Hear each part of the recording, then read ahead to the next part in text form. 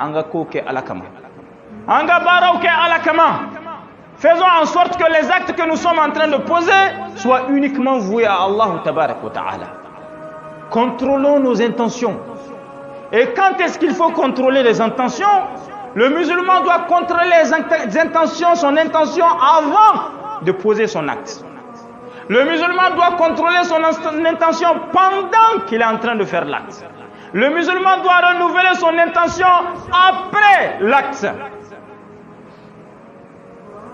Le musulman doit renouveler ses intentions à ces trois niveaux.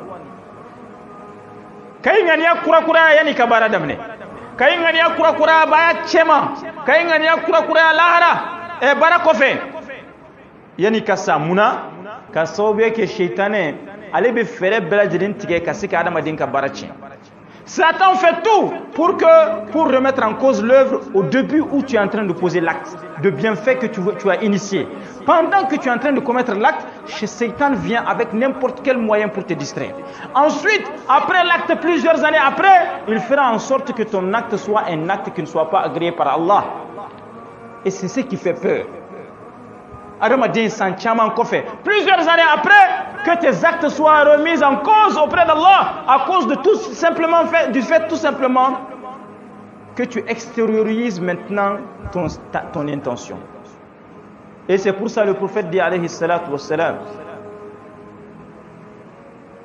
il est parmi vous des gens qui posent les actes des habitants du paradis jusqu'à ce qu'il ne reste entre eux et le paradis qu'une seule coudée.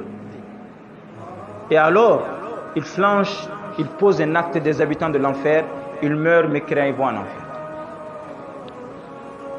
Alakira ko sallallahu alayhi wasallam mo be sura awchela mamunum be nu ka bara ube aljina ko de on ka barake fo be to ni aljanna ni nyogon che tegenye kelen o feke o kofe ku be janeme ko de on ka barake o be ta janeme ko.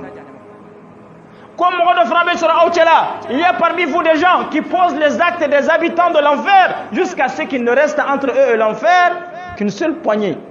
Ensuite, ils posent les habitants du paradis et ensuite ils meurent, ils vont au paradis.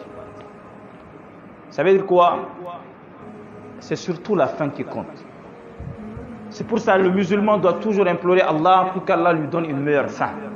Et Satan fera en sorte que vos actions soient remises en cause plusieurs années après. Vous avez construit une mosquée, vous avez donné la chance à un enfant d'étudier, vous l'avez élevé, vous l'avez donné, vous lui avez fait tout. L'enfant est devenu aujourd'hui quelqu'un.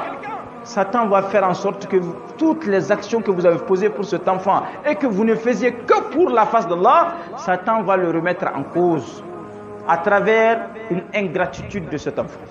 Et l'ingratitude de cet enfant va vous pousser à dire des choses qui ne sont pas des choses honorables auprès d'Allah. Allah dit quoi? Ya ayyuhalladhina amanu la tubtilu sadaqatikum bil manni wal adha. Allah dit dans le Coran al-Karim, oh vous qui avez cru, ne rendez pas vain vos actions à travers tout simplement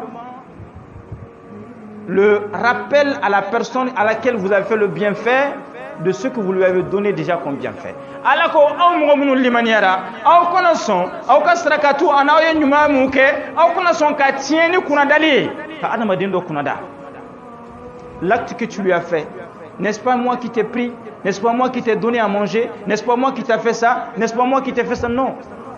Toute personne qui est ingrate à ton égard, l'ingratitude rattrape la personne qui est ingrate elle-même. Tu n'as pas besoin de faire un rappel. Allah sait exactement ce que tu as fait pour cet enfant et très certainement Allah te mettra la récompense de ça dans ce bas monde-là avant que tu ne meures et le jour de la résurrection tu le trouveras. Mais Satan fera en sorte que ces actions que tu as posées pour cet enfant soient des actions vaines.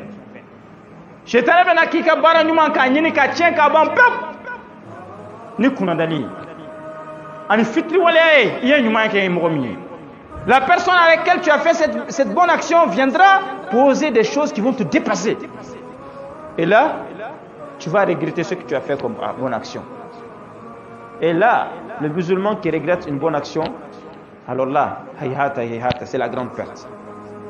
Donc c'est pour ça, chers frères, chères sœurs, nous devons renouveler nos intentions et prier Allah tabarak wa ta'ala pour que chaque acte que nous posons soit des actes uniquement voués à la face d'Allah Tabarak wa Ta'ala, Seigneur créateur de l'univers. Parce que si c'est agréé par Allah, si c'est agréé auprès d'Allah Tabarak wa Ta'ala, l'acte sera un acte qui sera récompensé dans ce bas monde avant même que vous ne mouriez.